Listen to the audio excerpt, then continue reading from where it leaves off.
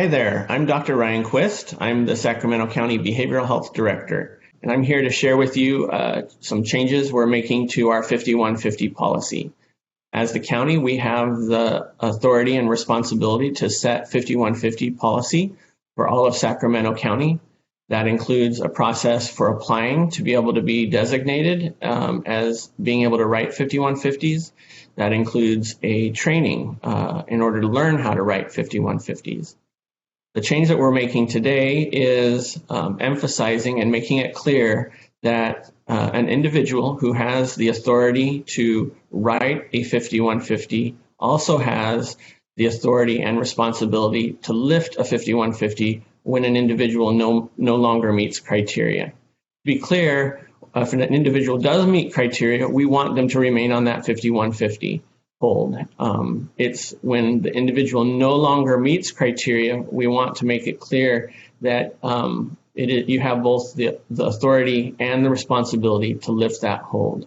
It's a heavy responsibility of having this legal designation of being able to place a 5150 hold, and as a part of that responsibility, we have to weigh both the consumer's safety, that we're keeping them in a safe place where they won't hurt themselves or others, but we also have to balance that with patients' rights.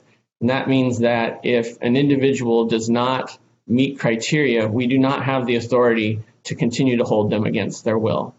So that is the important change that we're making and wanting to emphasize with this policy change. Now I would like to introduce to you a couple colleagues who will also speak briefly on this topic. First, I'd like to introduce Dr. Amy Barnhorst, who is a psychiatrist. She's the UC Davis Vice Chair of Psychiatry. And then I'd like to introduce Dr. Seth Thomas, who is an emergency department doctor.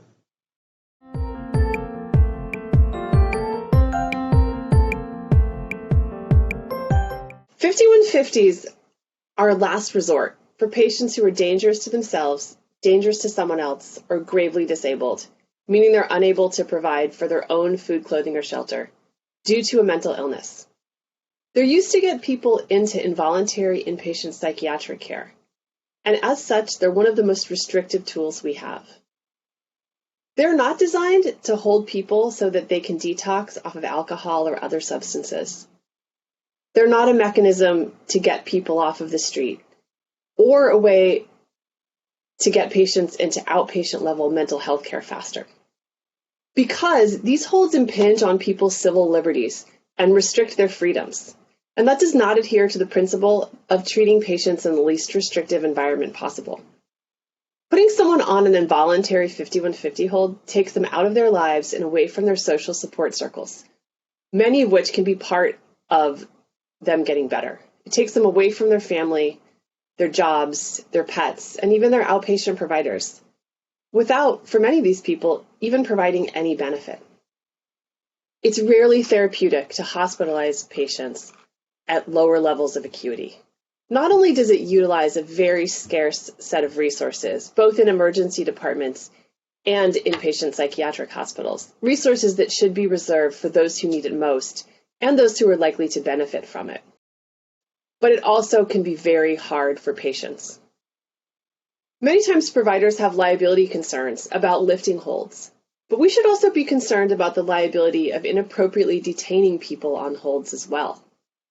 Hopefully, these new protocols in the county will allow us to divert lower risk, less ill patients to resources that aren't as intensive on the system or as restrictive for them. It will allow them to stay in their home environment with their support systems. And we can reserve the 5150s and inpatient hospitalization as the last resort that it was intended to be.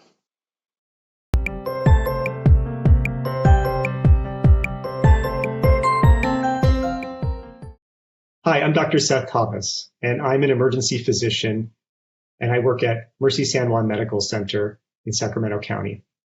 And for years, ER doctors within Sacramento County who were LPS certified weren't allowed to lift involuntary holds on patients who were inappropriately placed on 5150s, or for those patients that improved in our emergency department while they were awaiting inpatient care, despite the fact that we could write the holds in the first place.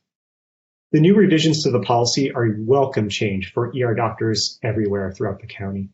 And this change is going to benefit myself, my ED, and emergency physicians because it's going to allow us to take a much more active role in the assessment and management of our behavioral health patients. We're going to be allowed to lift holds on patients who never met criteria, or for those patients that have had time to metabolize and sit there, receive treatment. They're going to get better, and we're going to be able to disposition them. It also is going to reduce unnecessary suffering by allowing us to discharge appropriate patients to a less restrictive environment where they can continue their healing. And I think most importantly, it's going to allow us to reserve the scarce resource that we have, the inpatient capacity, for those patients that truly need to be in an inpatient hospital or inpatient care. But with greater power comes greater responsibility. And before you decide to lift a hold on your patients, I ask you to take a cognitive pause and ensure that your patient truly doesn't meet inpatient criteria and that you've formulated a good safety plan with them. Be sure that they know how to access care if they ever have a crisis again and find themselves in need of care. And when in doubt, ask a mental health professional to evaluate the patient for you. Thank you. I'd like to take the opportunity to express my appreciation and acknowledge all of the hard work you all are doing for our community during these very difficult times. Thank you so much for all you do for the community.